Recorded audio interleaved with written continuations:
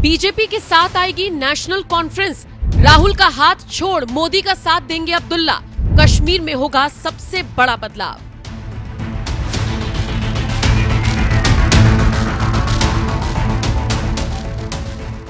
जम्मू कश्मीर के चुनावी नतीजे तो आ गए और नेशनल कॉन्फ्रेंस और कांग्रेस का जो गठबंधन था वो सत्ता की तरफ आगे भी बढ़ गया।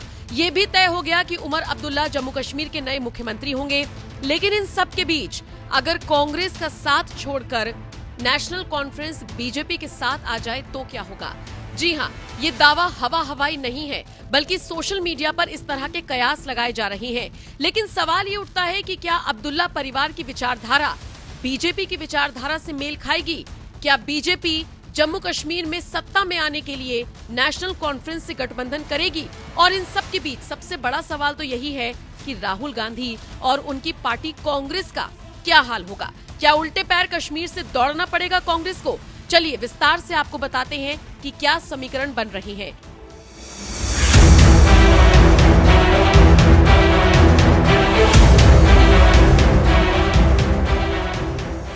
सबसे पहले तो ये समझ लीजिए कि नेशनल कॉन्फ्रेंस यानी कि फारूक अब्दुल्ला हो या उमर अब्दुल्ला हो, नेशनल कॉन्फ्रेंस के रिश्ते बीजेपी के साथ कभी भी खराब नहीं रहे हैं।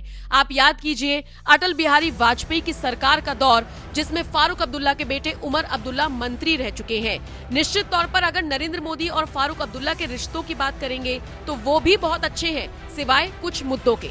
और हर कोई जानता है कि जम्मू कश्मीर में रहने वाले हर एक नेता का हर एक अपना अलग विचार हो सकता है।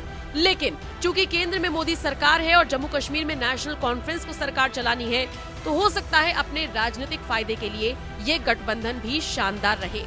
अब समझिए बीजेपी और नेशनल कॉन्फ्रेंस कितने पास और कितने दूर हैं।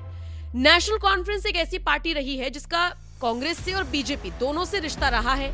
हालांकि कांग्रेस के साथ खट्टा मीठा नाता रहा है, लेकिन बीजेपी के साथ कभी ज्यादा खटास नहीं आई। कांग्रेस के समर्थन से फारूक अब्दुल्ला ने जम्मू कश्मीर में सरकार चलाई, बाद में उन्होंने पाला बदल लिया, फिर अटल बिहारी वाजपेयी की लीडरशिप की सरकार बनी, तो फिर नेशनल कॉन्फ्रेंस बीजेपी के साथ आ गई। तो ये राजनीतिक फेरबदल हमेशा से चलता रहा है।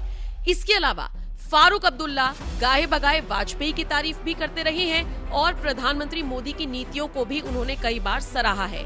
अभी कुछ दिन पहले की बात है, विदेश मंत्री एस जयशंकर एससीओ समिट के लिए जब पाकिस्तान जाने का ऐलान कर चुके थे, फारूक अब्दुल्ला ने इस कदम की तारीफ की थी और कहा था कि ये एक अच्छा कदम है और हमें उम्मीद है कि इससे दोनों देशों के रिश्ते बेहतर होंगे, दोनों देश दोस्ती के बारे में सोचेंगे।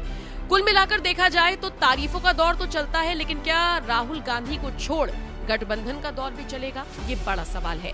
देखिए कश्मीर में नेशनल कॉन्फ्रेंस को जबरदस्त छप्पर फाड़ सीटें मिली हैं, जबकि जम्मू में बीजेपी का प्रदर्शन बहुत अच्छा रहा है। 29 सीटें बीजेपी को मिली हैं। कांग्रेस को नेशनल कॉन्फ्रेंस ने जम्मू कश्मीर में 30 सीटों पर चुनाव लड़ने के लिए कहा था, जिनमें से कांग्रेस सिर्फ और सिर्फ 6 सीटें जीत पाई। ये बताता है कि पीडीपी की तरह कांग्रेस भी जम्मू कश्मीर में ऑलमोस्ट खत्म हो गई है।